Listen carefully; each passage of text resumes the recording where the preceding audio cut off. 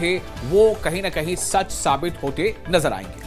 बिल्कुल, और जो ये शुरुआती रुझान है इसमें एनडीए बहुत आगे चल रहा है विशाल, और 10 सीटें जम्मू कश्मीर लद्दाख हिमाचल की मिलाकर 10 सीटें हैं। 10 सीटों में सबसे हाई प्रोफाइल सीट मंडी मानी जा रही है, और मंडी की जंग कितनी दिलचस्प रही इसका अगर जिक्र किया जाए तो कई वाकया याद आते हैं। जब पहली बार कंगना रनौत ने अपने घर पर रैली की बलद्वाड़ा चौक पर, जहां उनकी मदर ने ये बड़े सुंदर अंदाज में कहा कि कंगना तो कंगना ही है, और उसके बाद फिर विक्रमादित्य को काफ़ी सोच विचार किया कांग्रेस ने, और फिर विक्रमादित्य को, प्रतिभा सिंह को मनाया गया। उन्होंने कहा कि मैं चुनाव नहीं लड़ूंगी, अपने बेटे के लिए बैटिंग करती हुई नजर आई, दिल्ली गई, कई बार गई, फिर विक्रमादित्य को चुनावी मैदान में उतारा, और फिर ये जो जंग है ये महा दिलचस्प होती चली गई जब विक्रमादित्य वर्सेस कंगना रनौत, क्योंकि हर कोई जानना चाहता है, हर ये ट्रेंड कर रहा है ट्विटर पे, कंगना वर्सेस विक्रमादित्य। बिल्कुल बिल्कुल।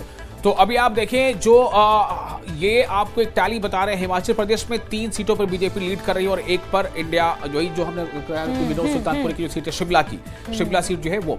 और इस वक्त ये जो ग्राफ आप सामने देख रहे हैं, आप देखें 135 सीटों पर इंडिया गठबंधन जो है वो रुझानों में आगे है, जबकि एनडीए 253 सीटों पर, यानी 100 से ज्यादा का फासला है। 100 से ज्यादा का फासला का मतलब सीधे तौर पर ये समझ आ रहा है कि कहीं ना कहीं जो मेगा एग्जिट पोल के तहत जो नतीजे या जो आंकड़े, मेगा एग्जिट पोल के जो आंकड़े सामने आए थे उससे हूबहू ये कदम ताल करते नजर आ रहे हैं। हालांकि भी शुरुआती दौर है, पोस्टल बैलेट की गिनती हुई है। के ही हैं विशाल, ये पोस्टल बैलेट के ही हैं। फिर उसके बाद जब ईवीएम की गिनती फाइनली शुरू होगी, उसके बाद जो रुझान आने शुरू होंगे उससे भी काफी हद तक तस्वीर क्लियर हो जाएगी। ये तीसरा टर्म है जिसके लिए एनडीए कॉन्टेस्ट कर रहा है, और अगर ये तीसरा टर्म एनडीए का इतनी ही प्रचंड बहुमत से आ जाता है तो अपने आप में इतिहास होगा। बिल्कुल, इसमें कोई दो राय नहीं है। चूंकि आप देखिए कि पहली बार जब 2014 में एनडीए ने जीत दर्ज की तो उसमें उस 2014 की जीत में जो बीजेपी की सीटें थी उससे फिर ज्यादा बढ़कर 300 को पार करते हुए उन्होंने 2019 में जीत हासिल की।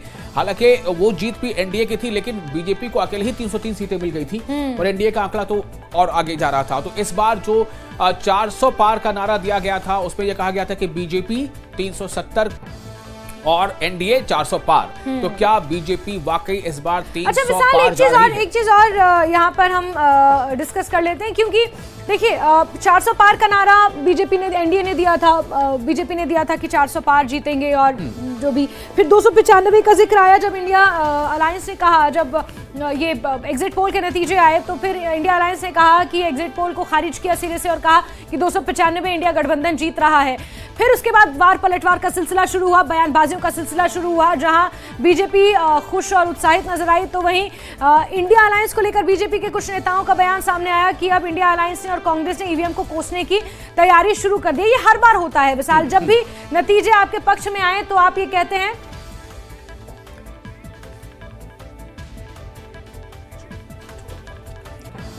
तो एक बार फिर से क्या ये कहा जाए विशाल कि ईवीएम को कोसने की वाकई तैयारी शुरू हो गई है कांग्रेस की तरफ से? बिल्कुल ये कह सकते हैं, चूंकि इस पर लगातार सवाल उठते रहे और इसको लेकर कई बार मामला सुप्रीम कोर्ट तक भी पहुंचा।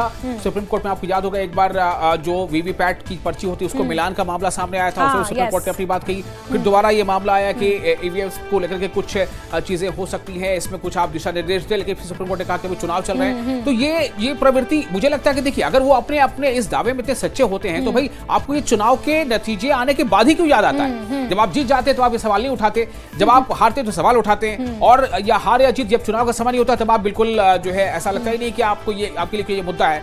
तो इसमें चूंकि ये टाइमिंग इसका ऐसी होती है, इसमें सवाल तो खड़े होंगे।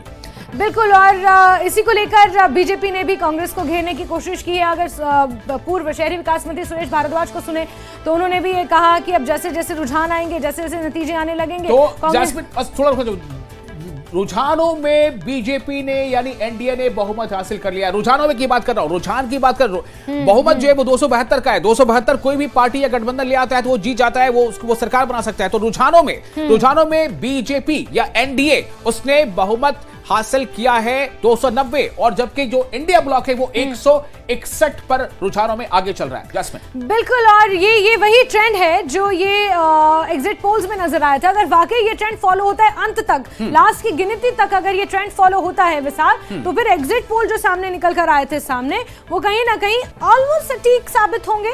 और ग्राफिक्स के जरिए आप देखिए 270 सीटों का ये रुझान सामने आया है। 542 सीटों पर गिनती हो रही है, 470 सीटों का ये रुझान सामने आया, जिसमें 251 सीटों पर एनडीए और 161 सीटों पर इंडिया गठबंधन आगे चल रहा है। 291 सीटों पर और अदर्स 18 पर।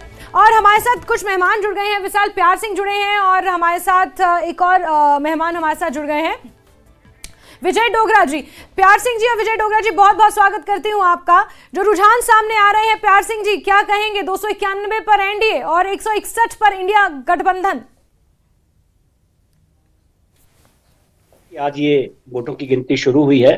सभी मतदाताओं ने अपने मतों का प्रयोग किया है और भारतीय जनता पार्टी ने 400 पार का लक्ष्य माननीय मोदी जी के नेतृत्व में रखा था और हमें पूरा विश्वास है कि हम उस लक्ष्य को प्राप्त करेंगे।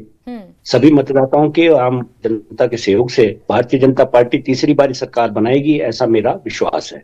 लेकिन रुझानों में 400 पार अभी दिख नहीं रहा। रुझानों में ठीक है, हमें नहीं, वो ठीक है, उसका हम सम्मान करते हैं। जो भी अभी मतों की गणना होनी है और मैं पहले भी कह चुका हूं, हमने लक्ष्य रखा था कि 400 पार करेंगे। हमने ये नहीं कहा था कि हम 400 पार ही लेंगे। लेकिन आपको बधाई भी दे दूं कि रुझानों में आप बहुमत हासिल कर चुके हैं। उसके लिए बहुत बहुत धन्यवाद। हमें विश्वास है भारत की जनता पर, सभी जिन्होंने मत डाला है सभी पे विश्वास है और निश्चित तौर पर मोदी जी तीसरी बार प्रधानमंत्री बनेंगे। वो आप सभी के और सभी जनता के मतों से बनेंगे, ऐसा मेरा विश्वास है। ठीक है, विजय डोगरा जी से भी पूछ लेते हैं। विजय डोगरा जी, आप क्या कहेंगे 161 पर इंडिया अलायंस?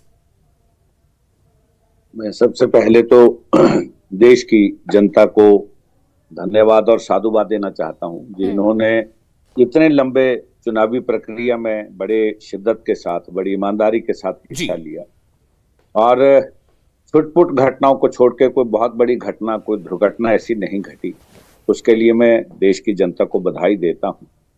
और जहां तक ये राजनीतिक प्रकरण की बात है, अब क्योंकि अभी पहले दौर की मतगणना शुरू हुई है अभी 8 बजे, और उसमें जो रुझान जिस तरह से आ रहे हैं जी, मैं ये कह सकता हूं कि अभी क्योंकि जिस तरह से फर्स्ट राउंड या सेकंड राउंड की बात हो रही है और अभी लंबा टाइम ही चलेगा, तो अब क्योंकि जो भी फैसला होगा, जनता जो भी जनादेश देगी उसको कांग्रेस तो स्वीकार करेगी।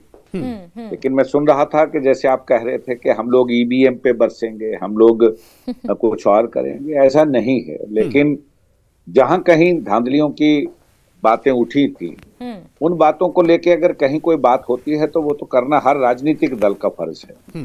नहीं, मेरा सवाल सिर्फ ये है आपसे कि क्या आप ईवीएम पर शक है अभी या नहीं? क्या आपको लगता है कि ईवीएम के साथ छेड़छाड़ की जा सकती है या नहीं? और अगर लगता है तो फिर उसके बाद अगला सवाल करूंगा।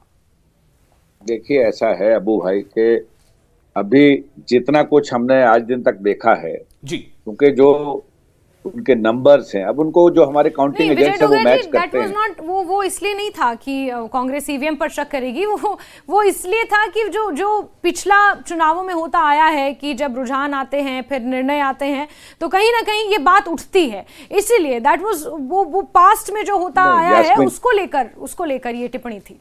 जैस्मिन जी, एक बात बड़ी क्लियर है कि कांग्रेस इस देश की सबसे पुरानी पार्टी है और वो ये समझती है, अब ये तो क्योंकि मत का प्रयोग नागरिक ने किया है, हमारे मतदाता ने किया है, अब मतदाता किस ओर जनादेश देता है वो स्वीकार करना पड़ता है हर पार्टी को, और इसमें कोई दो राय नहीं है इसमें, क्योंकि ये जनरल इलेक्शंस थे और ये जो चुनावी माहौल था, अब ये क्योंकि लोकसभा के 5 वर्ष बाद चुनाव होते हैं, इसमें जनता का क्या मूड है, जनता ने क्या एंटी इनकम्बेंसी को बढ़ाव, एंटी इनकम्बेंसी कहीं थी, अगर थी तो उसके क्या रुझान हो सकते हैं, अगर जो मौजूदा सांसद थे जो 2-2, 4-4, 5-5 पर थे, उनके प्रति अगर लोगों का रोष था, तो उसके बावजूद अगर फिर भी अगर उल्टे अगर परिणाम आते हैं तो वो चीजें बहुत सी हैं जो देखने वाली हैं। ठीक है, लेकिन एक बात पक्की है कि हम लोग ये जो एग्जिट पोल पे भी क्योंकि बड़ी चर्चा हुई, हम ये कहते हैं कि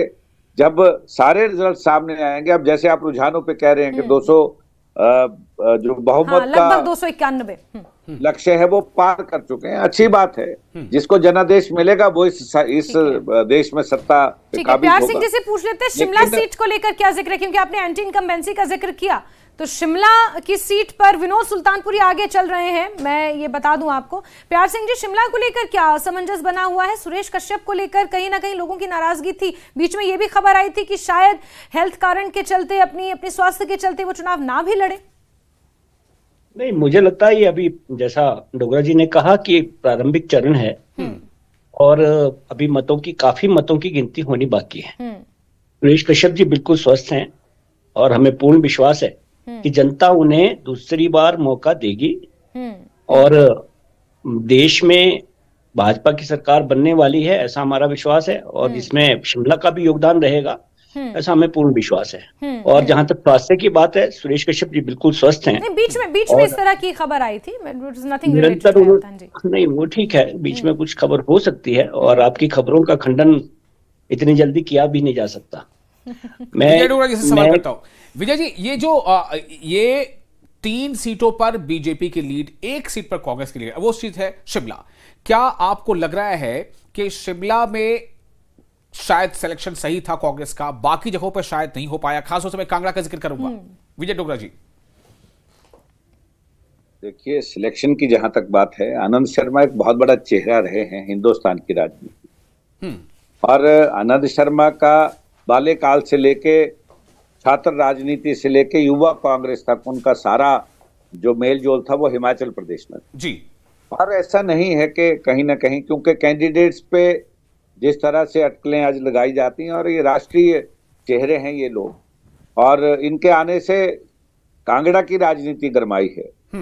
और हिमाचल प्रदेश में जिस तरह से एक बैलेंस्ड जो कैंडिडेट्स उतारे गए थे, उन कैंडिडेट्स में मैं ये कह सकता हूं कि आज की डेट में क्योंकि हर बात को अभी कहना तो बड़ी जल्दबाजी होगी, क्योंकि रुझान किस ओर लेके जाते हैं वो बाद की बात है।